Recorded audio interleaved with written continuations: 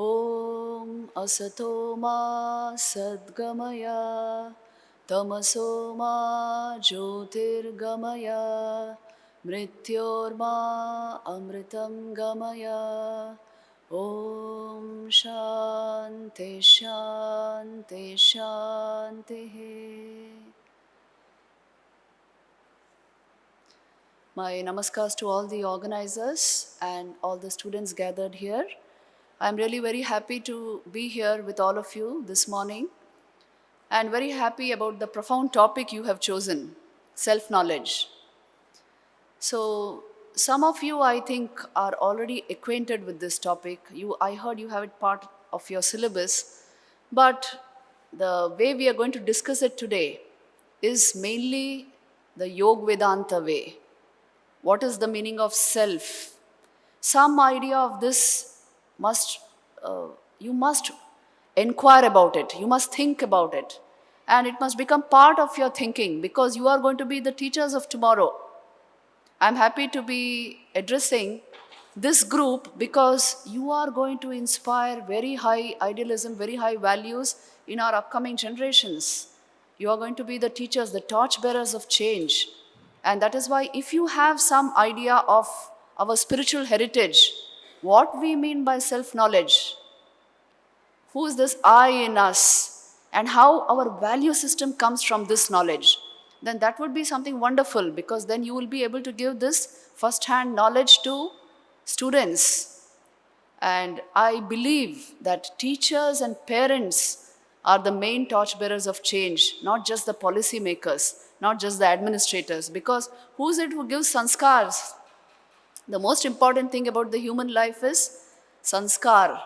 So sanskar is such an important word. The actual traits and inner tendencies which make a person that particular person, which give him a particular tendency, a particular will, a particular decision in any context. So giving these sanskars, the right sanskars, this is what parents and teachers do in every individual's life. So you play a very important role in society. And if you are imbued with this knowledge, with these values, then I think a lot of very positive change in our society is possible. So I'm happy about the topic you have chosen. Why is it important to have self-knowledge? This is something we have to think deeply about. Why is it that the human being seeks to know himself? See, we are the only species on this planet who seeks to know himself or herself, who seeks to know the self. We wonder about who we truly are. The human being has this unique capacity. Sri Ramakrishna, whose name you quoted in the introduction, he used to say, Manush ki komga anant ke chinte pare, ananter chinta korte pare. He can think of the infinite. He can think of the absolute. He asks this fundamental question, who am I truly? Because if you think you are only the body is constantly changing, isn't it? So am I changing? Am I something in flux? A process, not an entity, not a being? Is it like that? Is that my identity? Or am I the mind? Mind is changing all the more. Isn't it? Constantly our thoughts are changing. And look at your own life so far. Body and mind have changed so much. You yourself may not recognize a photo of yourself as a baby. Or that child mind with all its tantrums and all its affections. So much you have changed. So then, who are you? Who is this human being? Despite all this change, is there something permanent about you? Something continuous about you? Running through all the experiences of life or no? So this is the fundamental inquiry which you find featured largely in your own scriptural literature in the Upanishads. Who am I? What is the unchanging fact about me? Am I just body-mind or is there something else to this? Why is it important to penetrate into this knowledge? Because as I told you, everything else is given to change. Everything else is transient. It has no permanent value. Everything is changing. So then you will naturally seek for something changeless in the midst of change, isn't it? And everything is not just given to change, it is also given to contradiction. We are all old enough to understand this, isn't it? Life is full of contradictions. So is there a solution to this? And these kind of questions are what is called existential inquiry, questioning the basic facts of our existence, questioning the basic fact about the human being. This is called existential inquiry. Beyond the body, beyond the mind, is there an existence which I am, which I can penetrate into, which I can know? This is basically existential inquiry, जिसको हम वेदांत कहते हैं. So you see, it's a very profound penetration into your own reality. It is not just a construction of thought. It is a penetration, it's an inquiry. There's a way to go into it, and there is an answer to it. That is the beauty of yoga and Vedanta. You can yourself do the research and arrive at the answer. It is not a theory. It is something, it's a do-it-yourself technique. Something you can do. And that is what we will discuss here in this particular presentation. So it's a very profound topic. And so I demand your profound attention towards this. Sit straight, all of you. Yoga and Vedanta can be grasped if you are very alert. So when you have chosen this topic and asked about existential inquiry, let us go into a few fundamental things about it. You see, existential inquiry is questioning the basic fact of your own existence. Who am I? Why am I here? What is the purpose of human life? These questions come in every human mind. Many times the answers do not come. And that is why it is important to follow this up, to penetrate into this. And that is what we will be doing in this particular presentation. Existential inquiry will come to you even if you are not trained in it. Because that is the nature of human experience. The human being will ask this question. Also, human life is such, if you don't ask the questions at this moment of time, if you don't make the inquiry, at some time in your life you will want it. So it is good to hear about it. Hai na? At some point in your life it will strike you. What is the real I in me? What does it indicate? What does it signify? What is the answer to this question, who am I? This will naturally come to you. So a little basic knowledge of yoga and Vedanta is a huge help. No matter where you are placed, what you are doing, understanding yourself from the phenomenological standpoint, from the core standpoint of your personality. Because you know how Vedanta understands the human personality is, persona itself means mask. It's a mask through which you are functioning. Look at your body-mind complex. I told you they are changing. But there is something of permanent value right within you which is not given to change. That is why you can see change. You can understand change because there is something changeless in the background. So what is this changeless factor which is helping you acknowledge change, understand change? This is what the Upanishads are calling the Atman, the unchanging substratum of your existence. It has nothing to do with the popular concept of religion because this is a penetration into the heart of reality. Please understand this. This knowledge available to everyone. Knowledge everyone asks for. Because it is trying to understand the real I. Beyond this body-mind complex, is there a reality? If there is, how do I understand? How do I know it? This is what self-knowledge is about. So to dive into this, let me give you a story from the Kathopanishad. You have heard of Nachiketa, the story of Nachiketa? Yes? A bit we will go into it. He arrived at self-knowledge. How did he arrive at self-knowledge? He was a young lad, a young boy of maybe 10 years, 8-10 years, but he asked some very profound fundamental questions about life. His father was conducting a yajna. Vajashravas was the father's name. He was a rishi. And in that yajna, he was, after the completion of the yajna, they give out dakshina, you see, they give out gifts to Brahmins. So the father gave out cows. And Nachiketa is standing there watching his father give out gifts to Brahmins, but he noticed that the cows he is giving out are old. They are incapable of yielding milk. Some of them are deceased. So then how can he give out such gifts? And the boy became very serious. He thought, well, my father is giving out gifts which people can't use. So is this the right thing to do? It's beautifully described in the Upanishad. Shraddha vivesha. Shraddha means astikya buddhi, a sense of positive affirmation about something. How can my father do this? This is the doubt that came into the young boy. And so he went straight and asked his father. The question he put is, since you are giving such gifts, to whom will you give me? And the father was shocked at this question. So immediately he answered, You asked me such a question. I will give you to Yama, the god of death.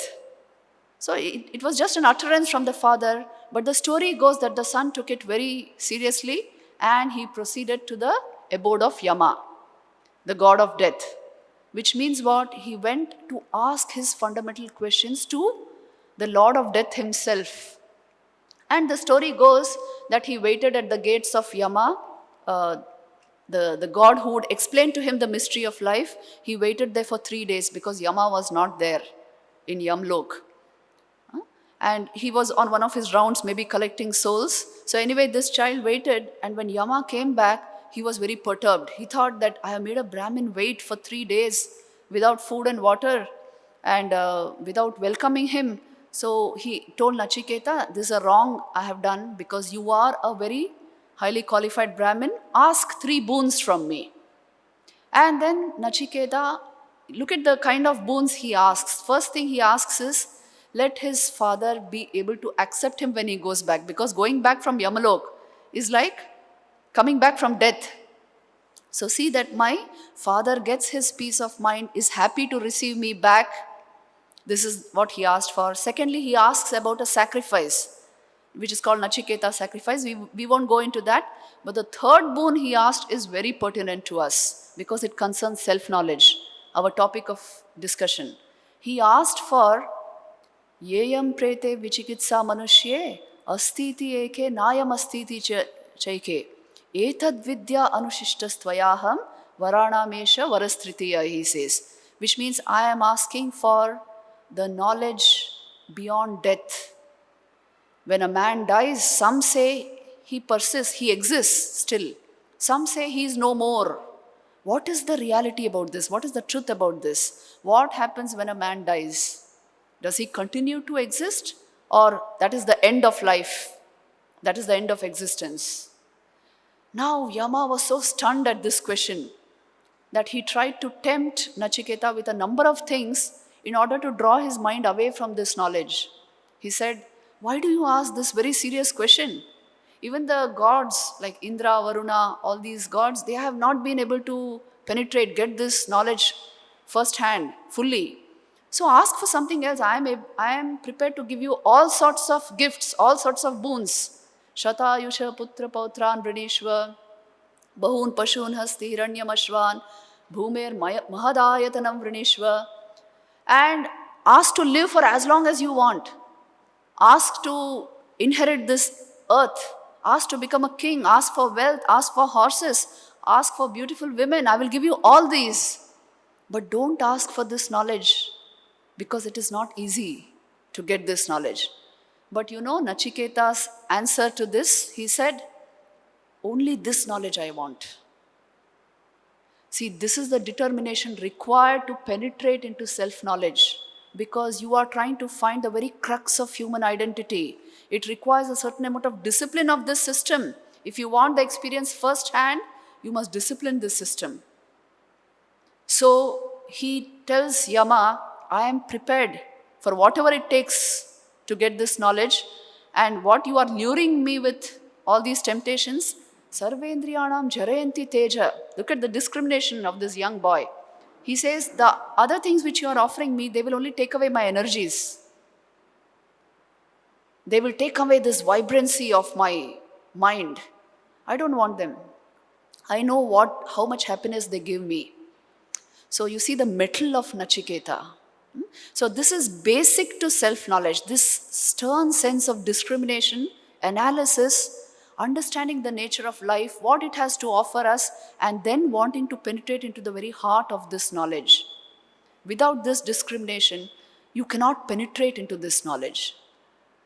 So once Nachiketa demanded this knowledge alone, Then Yama in so many, you see the Kathopanishad is a conversation between, it's actually a monologue from this point, between Yama and Nachiketa, and Yama gives this knowledge to Nachiketa, self-knowledge, and a whole number of ideas which are very useful to us also.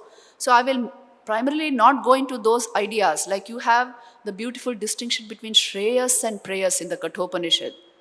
What is good, Shreyaskar, and what is Preyaskar, what is merely pleasant. This is a very sharp distinction, characteristic of our culture. All that shines is not gold. All that is merely pleasant is not good for you. Pleasure is different, the good, Shreyaskar, is something different. So this distinctions like these, discriminations like these, and an analysis of the human experience, what the human experience is meant for, all this is very beautifully laid out in the Kathopanishad, in this monologue between Yama and Nachiketa. But the primary thing which you have asked for, self-knowledge, how to get it, that is a very beautiful thing in the Upanishads. You see, this is the heart, the actual knowledge of the Upanishad. Since you are so interested in it, let us go directly into it. What are you asking for in self-knowledge? Tell me. You are asking for the knower. You are not asking for the known. You get knowledge of objects through your senses, and it is processed and interpreted by your mind. This is how you get knowledge of the objective world, isn't it? Through your senses and then through your mind. But how will you have self-knowledge? The self is behind the mind. It is not an object for your senses to see. It is not in front of you. If it was an object in front of you, you could have absorbed it through the senses, interpreted it through a process of your mind. The self is not available like that. It is behind your mind. It is that due to which your mind is functioning. Do you get this point? Because you are conscious, you have a conscious thinking process. Your mind is functioning because of consciousness, isn't it? Now, how will you get the knowledge of consciousness then? So you have to turn the mind itself inward. That is why the very method for self-knowledge is pratyak chetana, turning the mind inward, turning your consciousness inward. This is the basic method to get self-knowledge. It is not available to the outward movement of the senses nor the outward movement of the mind. So the very theory of perception changes when you come to self-knowledge. Are you getting this point? Let us go to the first slide. Please put on the first slide. You see, perception ordinarily takes place like this. Please observe this image. Here you can see clearly how is it that you perceive any external object. You see, your mind, your senses, the eyes take in the impression, it is carried to your brain, to that center of your brain, that visual cortex, where it is interpreted according to the knowledge you already have. And then somehow your mind lights up. There's a huge gap here, which science is not able to explain. How consciousness gets involved here? How is it that you're able to consciously recognize that object? So this is the usual method. You see there, the eyes are taking in the picture in the form of electromagnetic radiation only, right? But your mind interprets it as a particular object. When it falls on the retina, still it is electromagnetic radiation. It is carried through the optic nerve to the thalamus, from there into your visual cortex, and there it is interpreted as one particular object. Now, where does consciousness come in here? How exactly consciousness is involved in this process? You see, a video camera also is taking in images, but it doesn't have the feel of the object. But you and me, now you see, just now you're seeing this slide. The feel of this is taking place, getting experienced in your mind. You are actually feeling each of these colors. You are actually getting the sensations of this in your mind. So how is this happening? How is consciousness involved in all of this? So this explanation is not there in science. But what Vedanta will tell you here is, it is due to the presence of consciousness that you even see. It is due to the presence of consciousness that you hear. The rest of it is the mechanism. It is the apparatus through which you are seeing, hearing. It is due to the presence of consciousness that all this is able to function as an instrument. This is very beautifully put in the Kena Upanishad, that consciousness is that which you cannot see, but due to which sight occurs. Consciousness is that which you cannot hear through these ears, but due to which the process of hearing is occurring. So, consciousness is behind the mind. How will you penetrate into it? And that is why we will now go into perception in Vedanta. Go to the next slide, please. Yes, you see. In Vedanta, when we talk of perception, what we mean to say is ability of your mind to turn inward. When you turn inward, what exactly happens? See, for any external object, the very first thing that happens is your own mind creates a vritti of the object. That is illumined by consciousness standing behind the mind. And that is how you know that particular object. Now, this is not vritti jnana, because consciousness is not external to your mind. It is not external to your senses. It is internal to your mind. In fact, it is due to the presence of consciousness behind your mind that the mind is functioning. So here there is no question of vritti jnana. It's not about generating a vritti.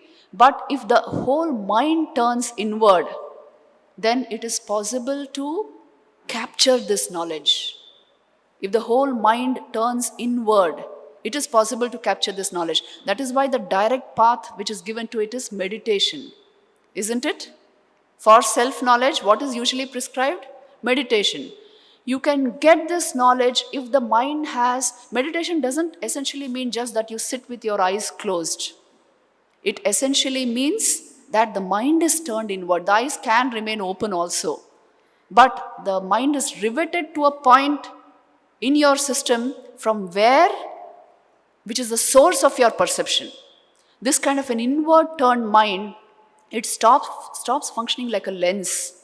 You know, a lens can take in impressions from outside, color them in various ways and interpret them. But a mirror does not do that. A mirror shows you the image as it is. So converting the lens of this very mind into a mirror is what sadhana is about. So that this very mind turned inward, converted into a mirror, will take you into the heart of self-knowledge. Sri Ramakrishna gives you a very profound equation. The pure mind is equal to the pure buddhi, is equal to the pure Atman. Isn't it? If you have read the Gospel of Sri Ramakrishna, you will get this equation there. This very mind, if it is clarified, made pure, it can penetrate into the knowledge of the self. It becomes like a mirror. It will reflect something as it is. And that thing as it is nothing but consciousness. So your mind becomes completely conscious, merged in that consciousness. Self-realization is always got by becoming that object, not by seeing it objectively. There is no objective effort here. There is no object in front of you. You become that Brahmavid Brahmaiva Bhavati, which means the mind becomes of the nature of pure consciousness. It is able to catch the glimpse of what you truly are. This knowledge is not something alien to your experience. You see, because of the presence of consciousness, your mind has conscious experiences. You are able to have even objective perceptions. So that is why the nature of the mind is that it is established in this. Only thing is, just now it is too clouded. Too many things are there in the mind. Too much objectivity is there in the mind. It has not got used to turning inward. That is why self-knowledge has become such a huge problem. My concept of myself is restricted to what the world thinks of me, or to my own conception of myself, which is nothing but body-mind based. So that is why self-knowledge appears to be difficult. You see, if you ask an ordinary student, who are you? What will she say? I am such and such, this is my qualification, this is my home, this is my... Nothing more than that. But if you ask a person, who are you bereft of this, without your upadhis, then it's a huge puzzle for that person. Why? Basically, we have not tried to understand the I without the upadhis. Are you getting the point? So here, the basic thing requested of you is free the mind a little from upadhis. Ask this question fundamentally and you will be directly led to self-knowledge. So you see the way Nachiketa asked, I want this knowledge for its own sake. When we say, why am I not getting this although I'm asking this question? Study the life of these people who have got it. They have got it because they wanted that, absolutely. So manufacturing a mind which can turn inward, purifying it until it gets established in its source is a possibility. And this is exactly what self-knowledge is about. Self-knowledge cannot be explained objectively. You can become it through the power of a meditative mind. Even now you are that. You are the self functioning through this body-mind complex. How do you know you are the self functioning through the body-mind complex? You can know just like that. Just by a little deep thinking. You see, you are aware of your body, isn't it? Is the body aware of you? Tell me. Are you aware of your body or is the body aware of you? You are aware of your body. Which means what? Awareness belongs to the subject. You, the awareness, are experiencing the body. You, the awareness, are experiencing the mind. You are experiencing all the different thoughts, emotions in your mind.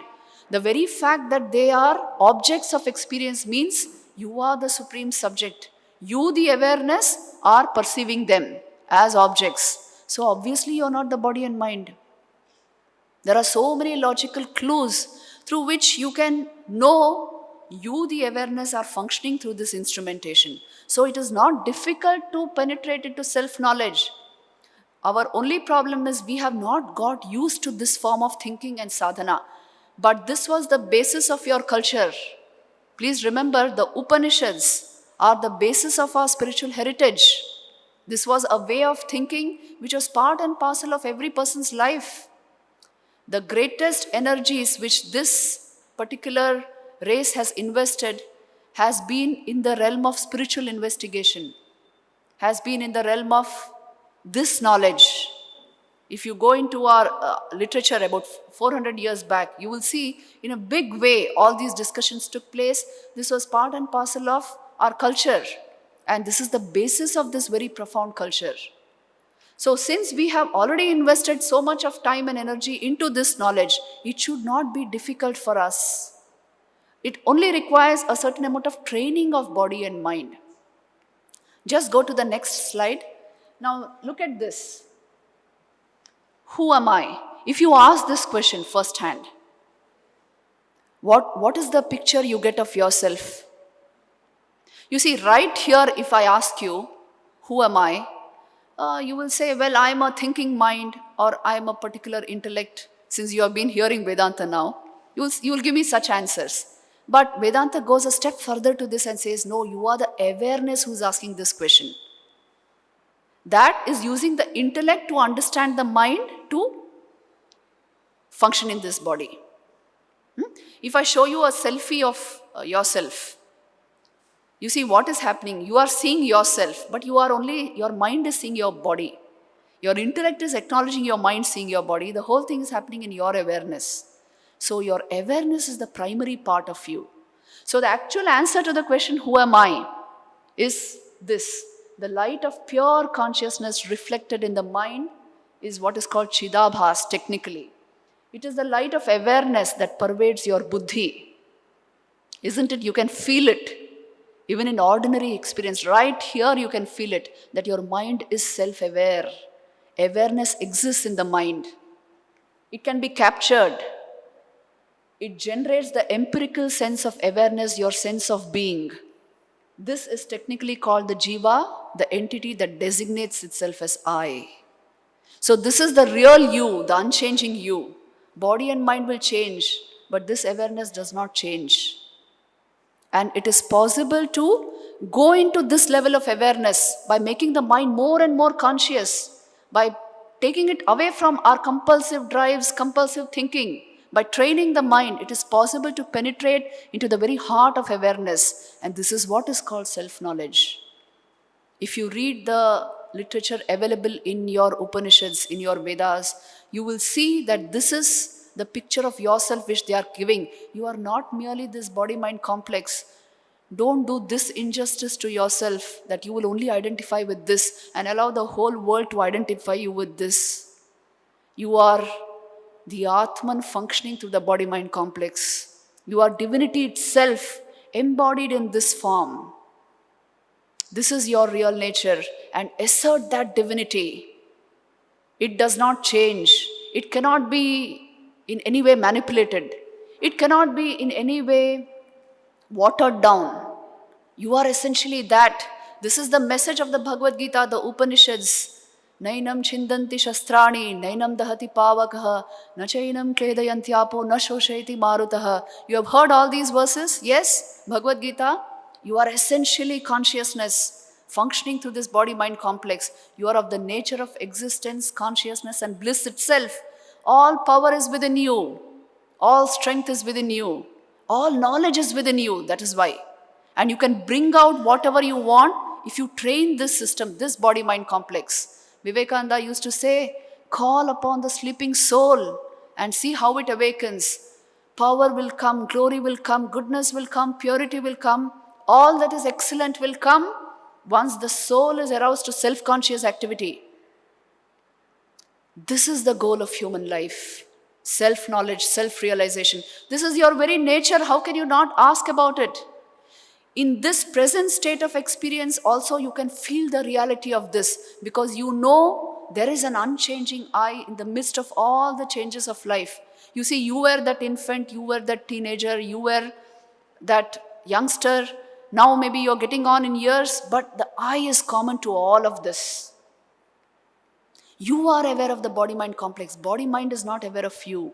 So you are separate from them. So many clues are scattered in your everyday experience. You stop thought in meditation, you remain over as awareness. You, the awareness, are having the experience of life through this body-mind complex. This is in your own experience at any given moment of time. Only you have not thought about it. What a great injustice. You see, this is what is meant by not allowing human life to rise to its full potential. Vivekananda used to define religion as expressing, bringing out the divinity already in man.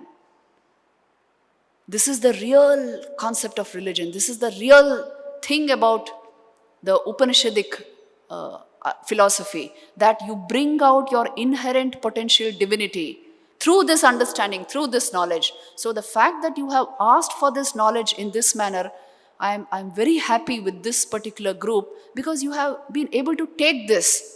Now, don't ask me the question in the question answer session, what will this knowledge bring us? Knowledge, in its own dignity, it is great. This knowledge brings a huge change in your life. What kind of a change will it bring you? You see, if you have a sense of yourself, which is apart from body and mind, a sense of yourself which is apart from your body and mind, you know that itself brings great strength into your life. How? Any change happening with the body, any change happening with the mind, you will be perfectly comfortable with it. It's okay. You know how to handle it. Because you are essentially, you know there is the real I apart from this body-mind complex. This is just an instrumentation. So you are able to handle change. You are able to handle the great contradictions of life. You are able to handle the problems of life because you have stepped into a level of existence far beyond those problems. So this is the great strength and self-confidence and courage it brings into your life. It brings clarity to your mind. Isn't it? This kind of a penetration into the source of your being, it comes only when the mind becomes very clear. And this clarity will help you achieve anything that you want in life. So strength comes, clarity comes, naturally success and fulfillment will come with this.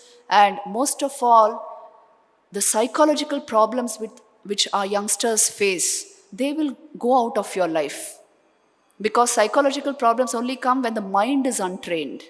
When the mind is well trained into a knowledge of this kind, you will only build positivity in your life. All these negative, wrong attitudes, fears, anxiety, depression, they will just not come into such a mind because it has touched its source.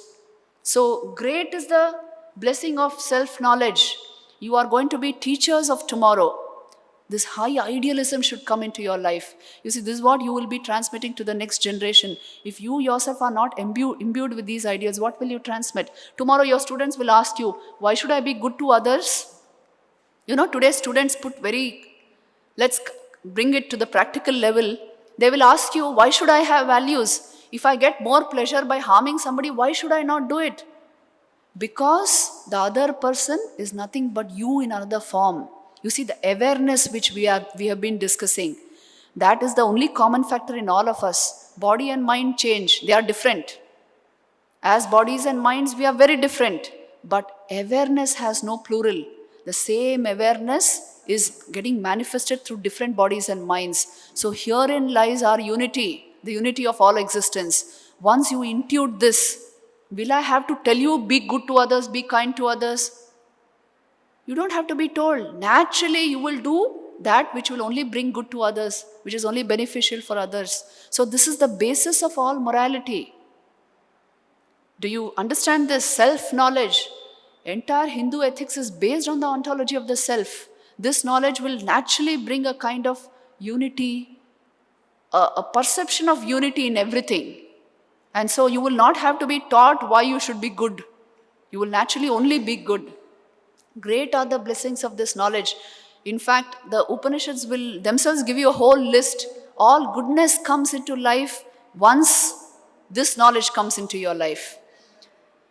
Let me end with just one more note here.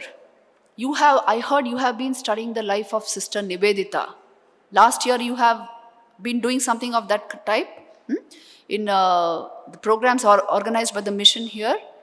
So please see this. Niveditha became Niveditha because she was fired with this high idealism. She connected directly with the spiritual heritage of this land.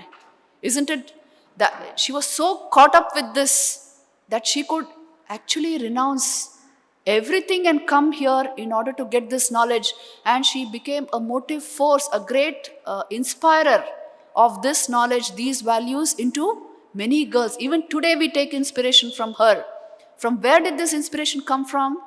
It came from an affinity, an understanding of this knowledge, which comes to you directly from the Upanishads. Sister Niveditha was a great teacher. You can take your inspiration for teaching right from her. And what kind of a teaching did she give her students? You have already read about it, something about it I heard. She could inspire the highest values in them, the highest value systems in them naturally, because she was deeply rooted in this knowledge. So this is what self-knowledge will bring into your life, the greatest values and the ability to transmit this high idealism into others. Some crucial points which are lacking in our educational system, they were pointed out by Sister Niveditha. Let me just give you a glimpse here as part of what all comes with this self-knowledge. Because you are raising the whole mind towards its source, the mind will develop wonderfully. We have 3 faculties of mind. Yes, what are they? Reasoning, feeling and willing. All of these faculties will develop. All of these faculties will reach their maximum potential. Sister Niveditha used to insist on this, especially the lack of EQ development in our educational apparatus. Emotional intelligence, lack of training along these grounds is creating all of your youth problems. So Niveditha was very insistent about this. She used to say, primarily educational training is the training of feeling. To feel nobly and loftily is 1,000 times more important to the educational process than anything else. You see how she has noticed it, what we actually lack. So like this, originally you will be able to find solutions to your problems if you only connect to the depths of this culture. If you miss this point, if you are not able to connect to this level of knowledge, a huge chunk of subjective knowledge will be lost to you. There are a very many group of young people who have understood this, who are diving into this. You can take the inspiration from them. And if you can do this, bring a little of this knowledge into your life, it will clear the path to all achievement, all fulfillment in life. Remember, diving into consciousness is not running away from life. It is penetrating into the very heart of life. So every department of life can be improved if you bring self-knowledge into it. Are you getting the point? So take the inspiration from this culture of Yoga Vedanta. It is not to do with anything which is not available to you. It is only to do with your own existential reality, what you feel at any given moment of time. And if you clear up that and penetrate into it, if you can get it just by thought, it is wonderful. Otherwise, through a meditative mind, penetrate into it, and self-knowledge is a perfect possibility for any of you. So let me end this talk here because we will take up the question answer session. I hope you have understood the heart of self-knowledge. I can show you one or two more slides just to drive home a few points, but this is the essential thing you should know about self-knowledge. How to know the real I, which is untouched by what the world is talking about me, what the other person thinks about me. Apart from my agents, apart from my attributes, I exist as what? This is self-knowledge essentially. After this comes the knowledge of the mind or the other sciences, but this is the very heart of all knowledge because this is knowledge into the unchanging existence, which is the real I in you. That is why you see, you can never think of your non-existence because you always exist as consciousness. You never ask, isn't it, do I exist? You know you always exist. What is that unchanging existence? It is consciousness. And there is a way of penetrating into it. This is self-knowledge. So let me stop here and let us take up the question answer session. If this consciousness is very more important in every department, why it has not been taught from our childhood? Why it's vanishing? Yeah, it's a good question. You see, it's a very practical question. Why is this not part of our education? Yes. It is as secular as anything secular can be, isn't it? It's only a penetration into the heart of who you are, no matter what you appear to be. So this is not part of our education for the simple reason we have disconnected from these ideas in a big way. And the interpretation we are giving of them is colored by many things. But this is nothing but a penetration into your own reality. It's a very scientific process. It's actually a science. Yoga is a science. Vedanta is a science. It's a science of consciousness. Yoga is a kind of technology of consciousness, you can say, because it is giving you the methodology to go into the science of consciousness. So together, they form a tremendous science of subjective knowledge. If you take it as a science, you can include it as part of your education system. See, it is for you people to do it in the future. There are very many educational institutes which are doing it because how can you know something about an object without knowing the subject? How can you not be interested in this? This is the truth about you. The truth about you is, whether you call it the Atman, Brahman, God, whatever, it is essentially pure consciousness. And you are functioning, that consciousness is functioning through this body-mind complex. That is why the mind becomes conscious. That is why the body becomes conscious and you have all these experiences of life. So how will you not be interested in the source of this? So gradually you have to work out how you will make it part of your education. But sensitivity to this knowledge should be the common factor everywhere. It should be common to all of us, isn't it? This body, mind, intellect is a matter. Yes. While consciousness is totally not matter, different. yeah. So how these two heterogeneous things remain together for such a long period throughout our journey in the life? Yeah. You see, what a beautiful, it's a real Vedantic question. He has asked, mind is nothing but subtle matter. Mind, body are matter.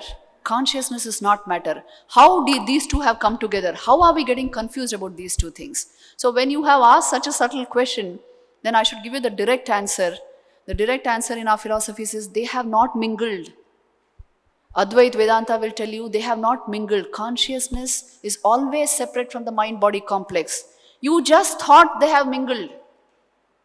You always feel awareness separate from this mind-body complex. That pure awareness gets reflected in the mind, and so the mind appears conscious. It further reflects into the body, and you appear to be a living being, a sentient being. But essentially, consciousness is always apart from body-mind complex. That is why when body and mind fall, you remain over. Consciousness remains over. There is no death. Because consciousness is always separate from the body-mind complex. It just appears to have been reflected in the mind and giving you the sense of I, making you feel like a separate entity, a conscious being, and from that standpoint, we are asking, where is consciousness? You see, it's like a fish asking, living in the ocean and asking, where is water? You are consciousness. The real I in you is consciousness. And because it's getting reflected in the mind is asking, where is consciousness?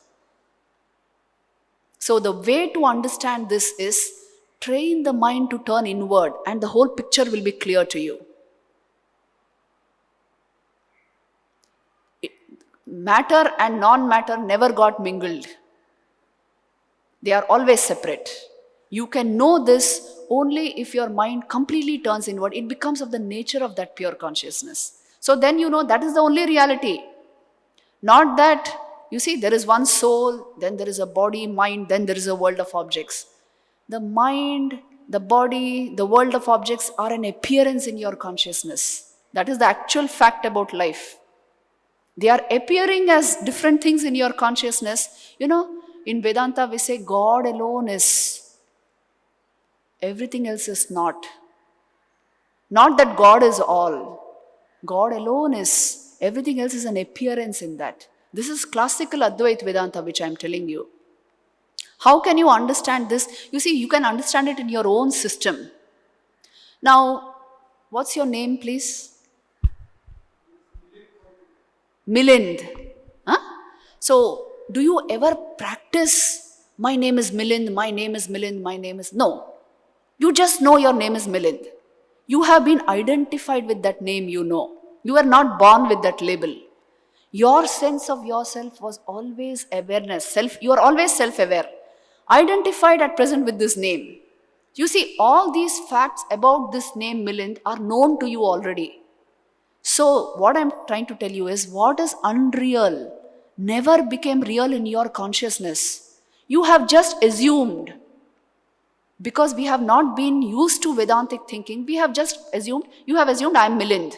If you give a little thought to it, you know very well it's just a name put on you. Name given to you temporarily. You never practice being Milind, isn't it? You never practice being in this body. You have just assumed somewhere I am somewhere located in here. If you observe these things closely, try to track the I within you, you will come to self-knowledge. You are always self-aware, occasionally identified with your mind, very occasionally identified with the body. But you have simply assumed, because of lack of Vedantic knowledge, you have assumed you are this body and mind. So you see that verse is the Nasato vidyate bhavo, na bhavo vidyate sata in the Bhagavad Gita.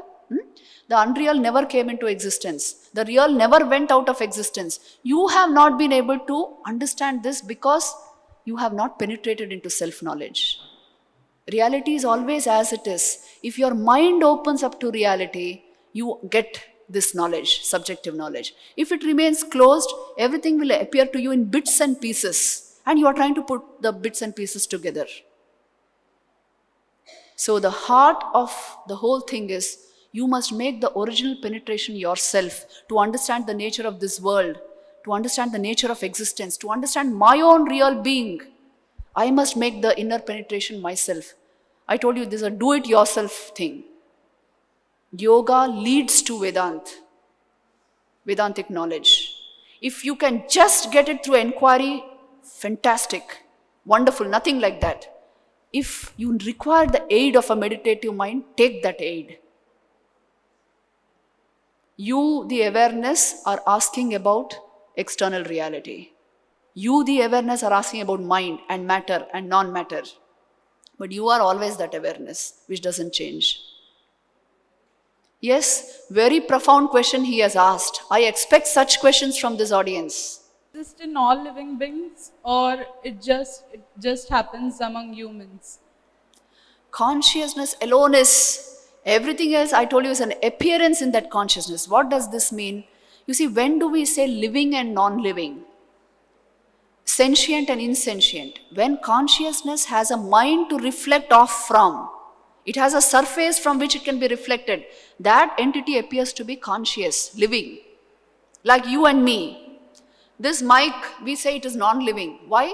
It has no subtle body, no mind from which to reflect consciousness. So it appears to be insentient, but not that consciousness is absent here. So the point is this, consciousness alone is the fundamental reality of the whole universe. Depending on how much our subtle mind is developed, that much you will reflect that consciousness. You see, a very tamasic person will not understand anything about consciousness. A rajasic person will understand a little. A sattvic mind will understand more. So as you become more and more conscious, you move more and more away from compulsiveness, non-conscious thinking. And you become more and more alert, alive within, and this very alert mind will take you into self-knowledge. And finally you understand consciousness is the only reality that there is. You are always aware. Please see this. Your own experience is the greatest proof of Vedanta, not some scripture. Your own experience this is. If you meditate, even more clearly you will see this. You are always aware. Whether you feel conscious or unconscious, you are always aware. Whether you are thinking or not thinking, you are always aware. Thoughts enter into it, thoughts move out of it. But awareness is fundamental to your experience. So this knowledge, that is why it will only come if I give enough thought, energy to it and make the inner penetration myself. Can a person in coma still be called as conscious? Pardon? Can a person in coma still be called as conscious? Yes. You see, this is also a profound question. Why that person appears unconscious is for the simple reason you are understanding consciousness only with respect to mind just now. As long as we are bound in the body-mind complex, my only experience of awareness is through the conscious mind. If that conscious mind is closed down for some reason, like in coma, then I appear unconscious. The subjective experience of that person you do not know. Because the mind is not functioning, because maybe the brain has been hampered, some injury has taken place, so the person appears to be unconscious. That is why I told you, living and non-living, it's an expression of the light reflected from your mind. It is not an expression of what you truly are. You are always Brahman. You are always the unchanging consciousness. And that is the reality, unchanging reality about you. To know this firsthand, I told you sadhana is required. One more question. Yes. Vedas are our very fundamental scriptures. Vedas? Vedas Yeah. are our fundamental scriptures. Yeah. And they are called Apaurushya, which is in revelation. Right. And Vedas are divided into Karma Kanda, Upasana, and Right. knowledge, that is Upanishad. Yes. So in Upanishads we have so many different stories or dialogues between Guru and Shishya. Yes. So it means even before Vedas, the rishis were much more aware of the knowledge. Before the Vedas. Because in Vedas we have Upanishad, where these dialogues are. Yeah, that's right. See, this knowledge is so fundamental to the human experience. You can't say when did it begin. That's why Vedas themselves are called Anadi. Correct. But this is in content in Vedas, means it has happened before Vedas. Yeah, it was The recorded, dialogues. codified in the Vedas. This dialogue Yeah. are part of Vedas. Yes, they are part of Vedas. So means it has occurred before Vedas. Yes. Yes. Always knowledge is first. The codification of knowledge comes later. Isn't it? The dialogue happened first. Naturally, you see, what I am trying to point out to is, the scriptures may be telling you about this knowledge. But what is the proof of the knowledge? It's right within you. Your awareness is the proof of the greatest thing that the scriptures can tell.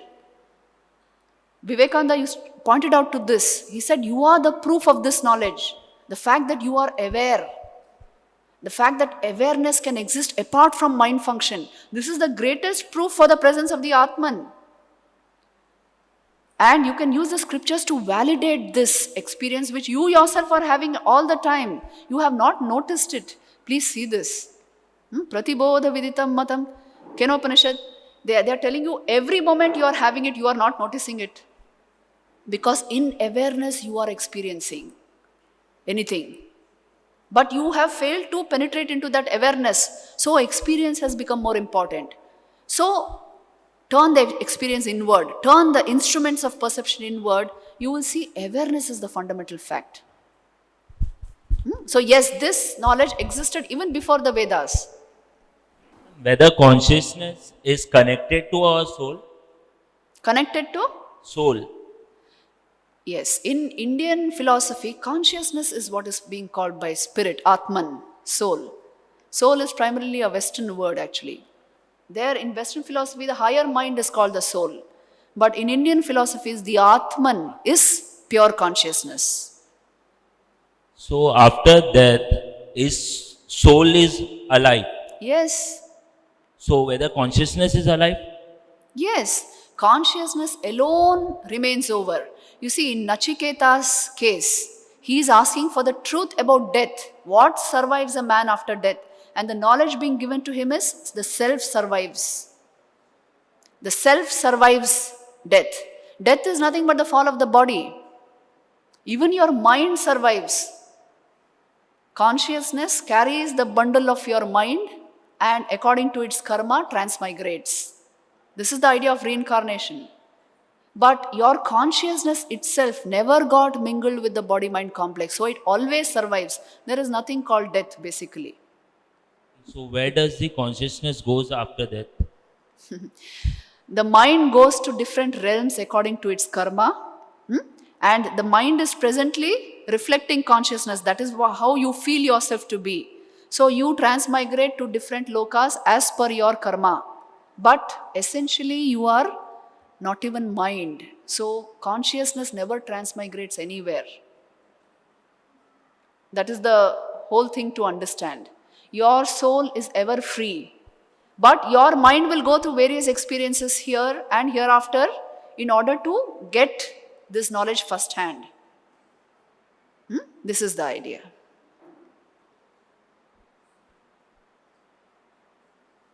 Now, I can give you an example for your question. Suppose you take a bucket of water and place it in the sun. Now, a small image of the sun is reflected in that water. Right? Now, if you have not seen the real sun, you will consider that reflected image to be the sun. So, consciousness is reflected in your mind like that. The bucket is the body. And the reflected light of the sun there, you consider to be yourself. And there's something called kicking the bucket. If you break the bucket, you can transfer that water into some other bucket and break it. So that appears to be like transmigration. Right? But actually, the real sun is always apart from the reflection in the water and from the water in the bucket. It is completely apart from that. So also your real self is pure consciousness. Never was it completely reflected in the mind. It just appears to be like that. But since just now you are only feeling mental awareness, so you consider yourself to be an entity in this body and mind. When this is your perception of yourself, you must work your way from here into that pure sun which is always apart from the bucket and the water in the bucket. That is why sadhana is required. Once you catch the truth, you will see to who will do sadhana. You are always the Atman. Even when you were in ignorance, you were the Atman. And even now you are the Atman. This is primarily getting inspired, this thought got triggered with Swami Vivekananda's word where he said that all this Vedant and all this profound knowledge has to help us. Yes. Help ordinary masses to fight their daily battles of life. Yes. And with different life stages, different people have different battles, and I'm speaking on behalf of students and probably they could add more. Yes. Because at this stage, the important battle will be finishing the exam. Yeah, correct. Looking for a job. When you keep reading in the newspaper that there are hardly any jobs, economy is going down. Right. And at this age, socially also, you are at a stage where you want to get settled. Maybe get settled means whatever means getting a good job and getting married and stuff like that. And also managing social relationships and health and old parents and all that. Yeah, yeah. So these are very big challenges that everybody faces. So with this context, my question is two parts. One is that how do we expect this knowledge what we have been discussing all this while to be beneficial in our day-to-day battles? That is question number one.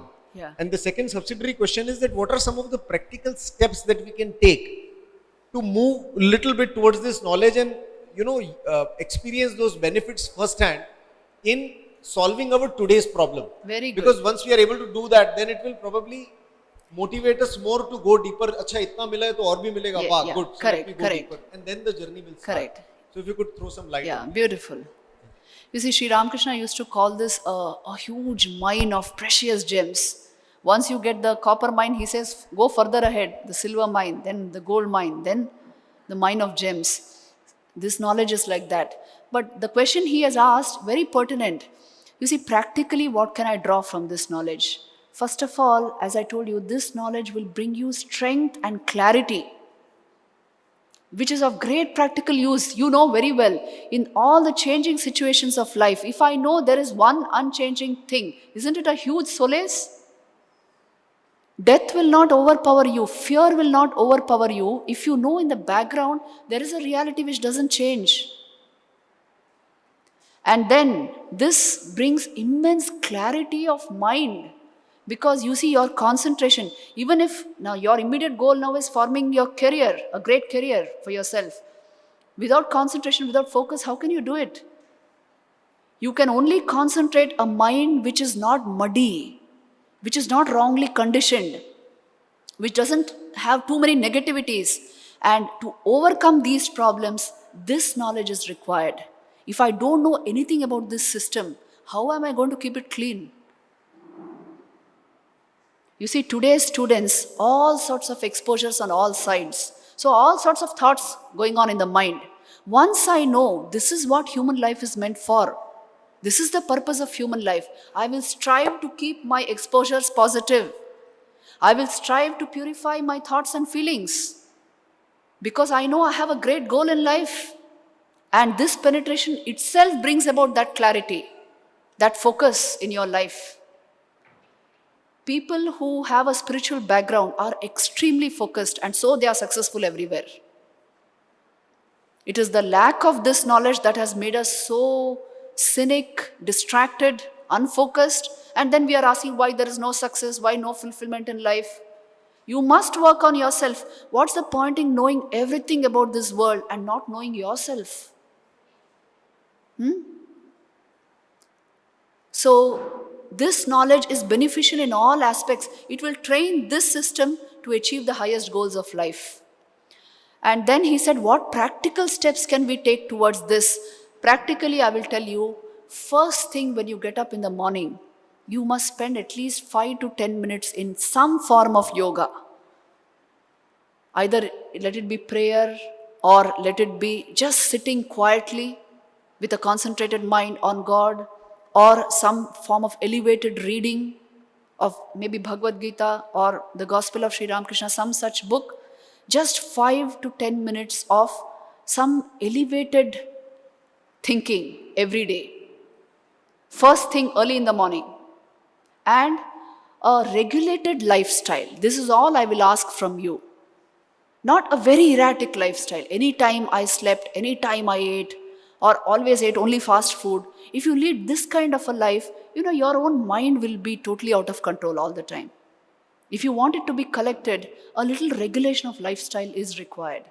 So these two things, practical steps towards this knowledge. Every day a little bit of yoga, in whatever form you can do it, and regulating your lifestyle. Another one practical step which I will tell you is, satsang is important. Have good friends, good company. I can see a number of people here who are interested in this knowledge. If you connect with them, there is the Ramakrishna Mutt here. If you connect with that, your own mind gets an inspiration to come out of negativities, to go towards this immense possibility. So, if you can follow these practical methods in your everyday life, you will come into a great amount of focus towards this and you will achieve success everywhere. Please remember, this knowledge does not take you away from life. It gives you a greater, richer experience of life. In fact, without this, I really don't know what is there. How can you live in a very confused, wrongly conditioned mind? It's like living in a terrible jail. Isn't it? That's the experience many people are having of life. Because your mind you have not put the right habits. It's wrongly conditioned. The same old silly, stupid emotions, the same old thought patterns. I want to get out of it. So you must work on this system. This is basic to a good life. And then whatever you want from the external front will come into your life. Practical steps to spirituality. What? Morning, 10 minutes of yoga, regulated lifestyle, satsang. Keep a check on the friendships you make. If you have good friends, noble friends, high idealistic friends, you will move towards this. So these are the practical points. I just want to know about this sattvic and tamasic food and its effect on mind function when we are practicing this consciousness and how exactly it affects our mind. You see, this is a really practical question. Without a sattvic mode of mind, you can never taste real happiness. Do you know that? Without a sattvic state of mind, there will be no clarity. Usually our mind is a combination of rajas and tamas. Either overactive or restless or thinking too much, thinking erratically. Isn't it? These are all our common problems. And the tamasic mind does not want to move at all. The tamasic mind has no clarity at all. So it has no idea of consciousness. Nothing is being reflected off that surface. It's so blunt. It's opaque. It's not transparent, but the sattvic mind is transparent, so you can catch mental awareness there. So the immediate goal of every student should be how to manufacture the sattvic state of mind.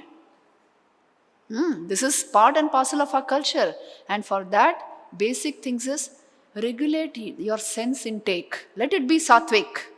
What you see is going to become what you think. Right? Today you saw a movie. If it's a good movie, it will produce good thoughts in your mind. If it's the wrong stuff, you're brooding over some nonsense which has no value to your life. What you take in through the senses, the food, ahar this is called, that is going to determine the nature of your mind. So first is sattvic food, then a sattvic mind, sattvic thoughts, good thoughts, pure thoughts. They have therapeutic value for you.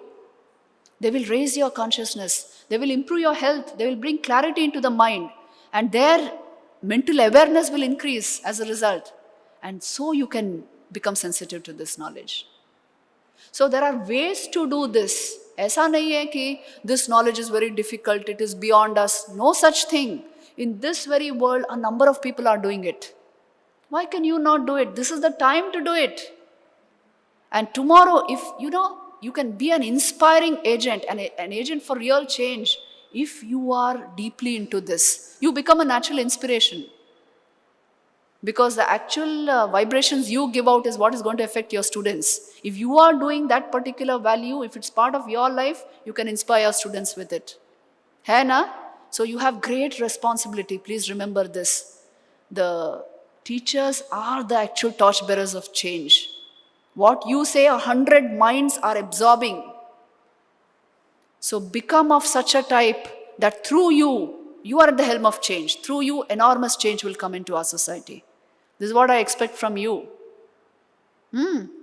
Let's see if you will live up to these expectations.